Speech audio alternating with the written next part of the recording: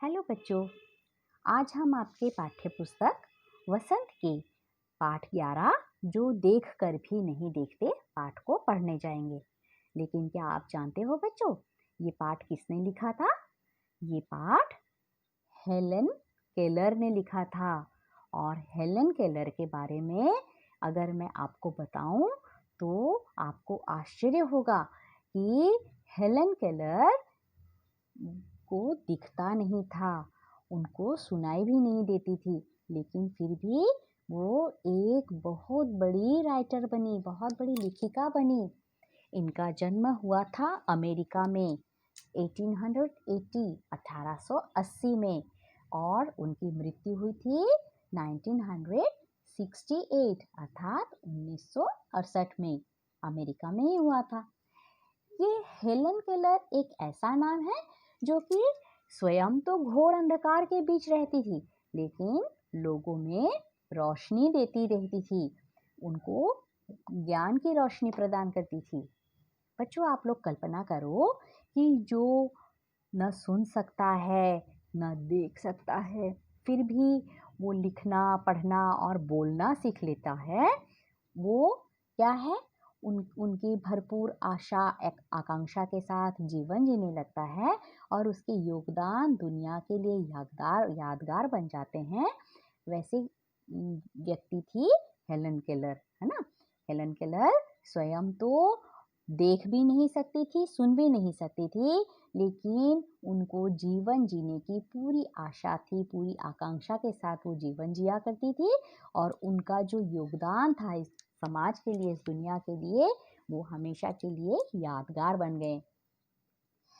उनके बारे में ये मानना है कि जब वो 1.5 वर्ष की थी तो बचपन में ही उनको एक बहुत बड़ी बीमारी हो गई थी, गंभीर बीमारी, और इसी वजह से उनकी देखने की और सुनने की शक्ति चली गई।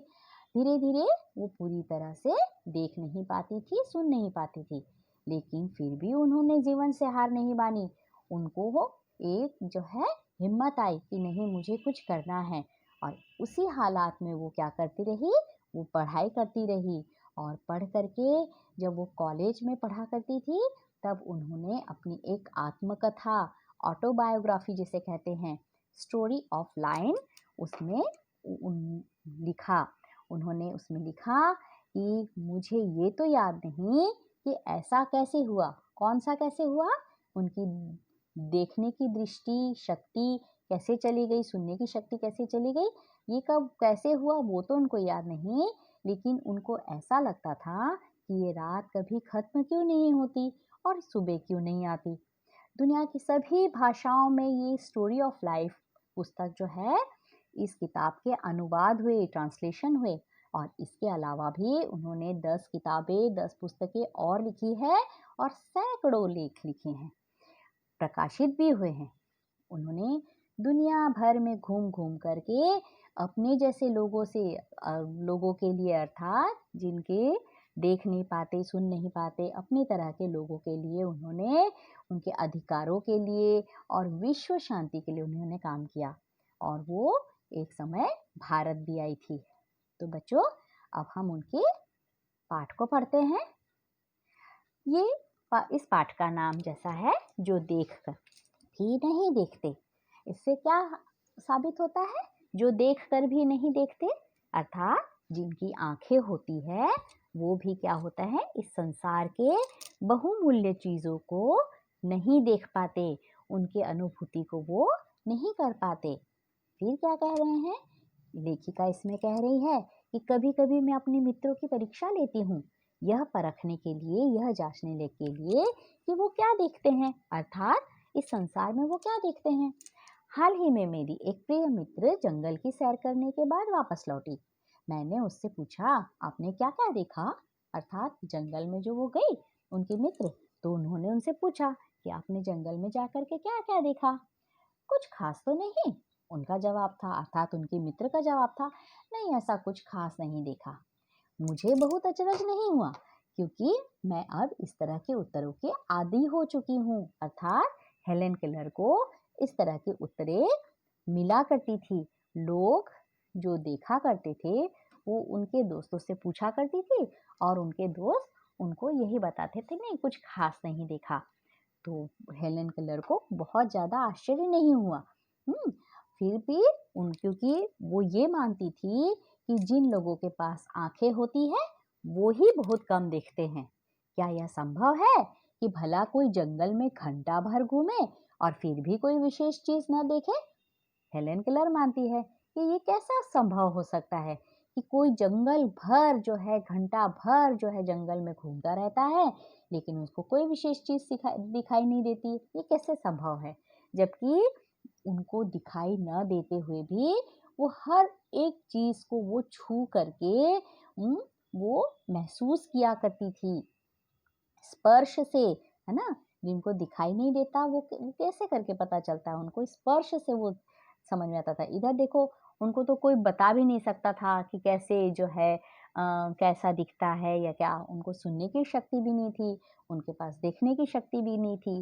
वो सिर्फ छू करके ही वो हर चीजों को जानती थी, पहचानती थी। तो उनको भी आश्चर्य हुआ कि ऐसा कैसे हो सकता है कि कोई जंगल में घंटा भर घूमे और उनको कोई भी विशेष चीज दिखाई न दे। मुझे या मुझे अर्थात हेलेन केलर को जिसे कुछ भी दिखाई नहीं देता, उनको सैकड़ों रोचक चीजें मिलती है जिन्हें मैं छूकर पहचान लेती हूँ। उनको दिखाई नहीं देता था, लेकिन वो छू छू कर हर चीजों को वो पहचान लेती थी कि कौन सी चीज क्या है। और छू करके पहचानने के साथ साथ ही वो उसकी सुंदरता को उस महसूस किया करती थी, उसके रूप को, उसके गुण को वो महसूस कर लेती थी। और लेकिन हमारी आंखें होते हुए भी हम हर चीजों को साधारण रूप से लेते हैं, है ना। देखिए, यहाँ पे लेखिका कहती है, मैं भोजपत्र के पेड़ की चिकनी छाल और चीड़ की खुरदुरी छाल को स्पर्श से पहचान लेती हूँ। अर्थात लेखिका जो थी वो, मैंने जैसे पहले भी बताया आपको कि वो छू करके हर चीजों को जान लेती थी। तो भोजपत्र जो था, भोजपत्र का पेड़ जो हुआ करता है, उसकी छाल जो होती है, उसके पेड़ की जो छाल होती है, स्किन जिसे कहते हैं, वो बहुत ही मुलायम, बहुत ही चिकनी होती है। और चीड़ का जो पेड़ होता है, उसकी छाल होती है कैसी? खुरदुरी खुरदुरी, अर्थात रफ जिसे कह सकते हैं। तो जब वो उनको छूती है तो छू करके ही बता सकती है कि ये भोजपत्र है और ये चीड़ का पेड़ है। वसंत महीनों में जब पूरी बगीचा या पूरा जो क्या है, पूरा वातावरण जो है वो टहनियों में नई नई कलियां खिल जाती है, तो वसंत के महीने में लेखिका हेलेन केलर हर पेड़ों की टहनियों में वो नई नई कलियां खोजती है, छू छू करके वो कलियों को देखती है। मुझे फूलों की पंखुड़ियों की मखमली सतह छूने और उनकी घुमावदार बनावट महसूस करने में अपार आनंद मिलता है। अर्थात यहाँ पर क्या कहती है लेखिका, कहती है कि वो हर फूलों को वो छू करके वो जान जाती थी। उनकी पंखुड़ियों की मखमली, मतलब एकदम वेलवेट की तरह, मखमल की तरह सॉफ्ट होता है ना फूल का फूल की पंखुड़ियाँ, तो उनको छू करके और उनकी जो पेटल्स होते हैं, जो पंखुड़ियाँ होती है, उसके आगे की तरफ घुमावदार होते हैं, गोल टाइप के होते हैं, उनको छू करके उन बनावटों से वो जान जाती थी वो कौन सा फूल है। और ऐसे करके ही उनको बहुत खुशी होती थी। इस दौरान मुझे प्रकृति के जादू का कुछ एहसास होता है। कभी जब मैं खुशनसीब होती हूँ तो टहनी पर हाथ रखते ही किसी चिड़िया के मधुर स्वर कानों में गूंजने लगते हैं। अर्थात वो जो है इस तरह से वो छू छू करके प्रकृति के जादू के एहसास को वो जो है महसूस करती थी।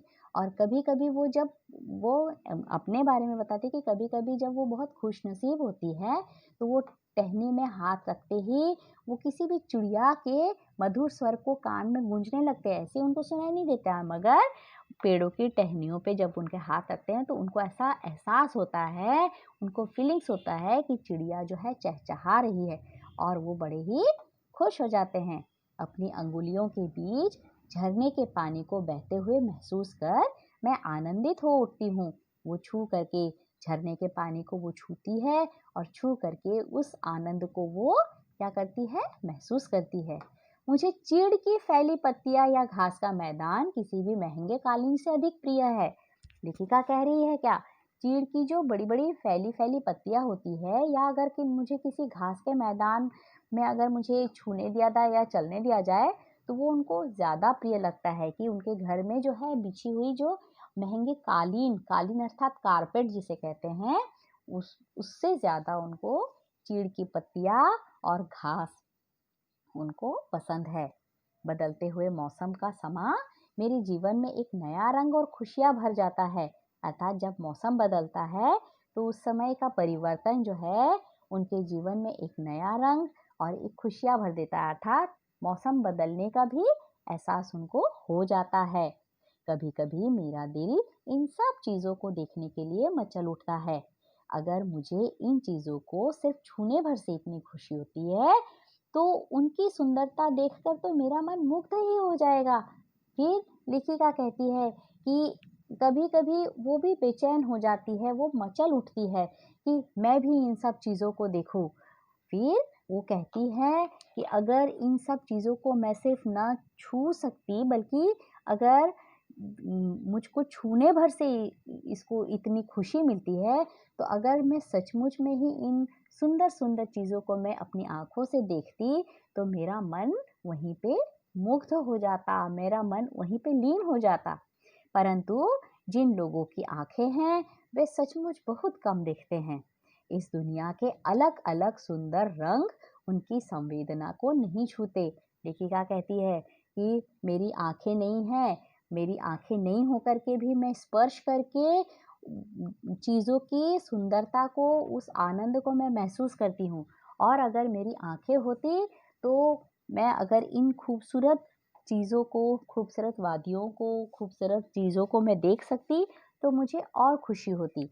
लेकिन साथ ही वो बोलती है कि उनको दुख होता है कि जिन लोगों की आंखें होती है वो क्या करते हैं, वो कम देखते हैं। कम देखते हैं अर्थात क्या, वो सारी चीजों को देखते हैं ठीक, लेकिन उन सब चीजों को वो महसूस नहीं कर पाते। इसीलिए वो कहती हैं कि लोगों की आंखें हैं पर वो बहुत ही कम देखते हैं। इस दुनिया के अलग अलग सुंदर रंग उनकी संवेदना को नहीं छूते। और फिर क्या कहते हैं कि ये जो देखने वाले लोग हैं, उनकी जो संवेदना है, उनकी जो फीलिंग्स है, उनको ये सुंदर सुंदर अलग अलग रंग उनकी संवेदना को जो है कोई एहसास नहीं होता, उनको कोई अनुभूति नहीं होती। मनुष्य अपनी क्षमताओं की कभी कदर नहीं करता, वह हमेशा उस चीज की आस लगाए रहता है जो उसके पास नहीं है। देखिए कितनी बड़ी बात कही है उन्होंने कि मनुष्य के पास जितनी क्षमताएं होती है ना, अभी हमारे पास देखने की क्षमता है, सुनने की क्षमता है, बोलने की क्षमता है, कुछ सोचने की क्षमता है, तो हम अपनी क्षमताओं का उपयोग नहीं करते, सदुपयोग नहीं करते। हमारे पास जो नहीं है, हाँ, जो हमारे पास है हम उसकी कदर नहीं करते, लेकिन जो हमारे पास नहीं है हम सिर्फ उसके बारे में ही सोचते हैं और उसको ही पाने की हमारे मन में लालसा रहती है। ये कितने दुख की बात है कि दृष्टि के आशीर्वाद को लोग एक साधारण सी चीज समझते हैं, जबकि इस नियामत से जिंदगी को खुशियों की इंद्रधनुषी रंग से हरा भरा किया जा सकता है। यहाँ पे लेखिका ने कहा, दुख करते हुए कहा कि ये बहुत ही दुख की बात है कि जिन लोगों को दिखता है, जिन लोगों को दृष्टि का आशीर्वाद मिला हुआ है, जो लोग देख सकते हैं, उन लोगों को वो लोग क्या करते हैं, सब चीज को साधारण सी चीज समझते हैं, एकदम साधारण। जबकि इस नियामत से जिंदगी को खुशियों के इंद्रधनुषी रंग से हरा भरा किया जा सकता है ना। जबकि उनके पास आंखें हैं और इन आंखों से ये जो हमारी कयाम नियामत है, इन इस नियामत से, इस गिफ्ट से हम लोग क्या कर सकते हैं, हमारी जिंदगी की जो खुशियां हैं उसको हम लोग इंद्रधनुषी रंग से, मतलब बड़े ही खुशपूर्वक हम लोग क्या कर सकते हैं, उसको हरा भरा कर सकते हैं। तो बच्चों, आप, मुझे उम्मीद है आप लोगों को ये पाठ, ये निबंध समझ में आए होंगे। ठीक है, तो आप लोग इसको अच्छी तरह से पढ़िए और कहीं पर भी अगर कुछ डाउट है तो आप मुझसे पूछिए। ठीक है।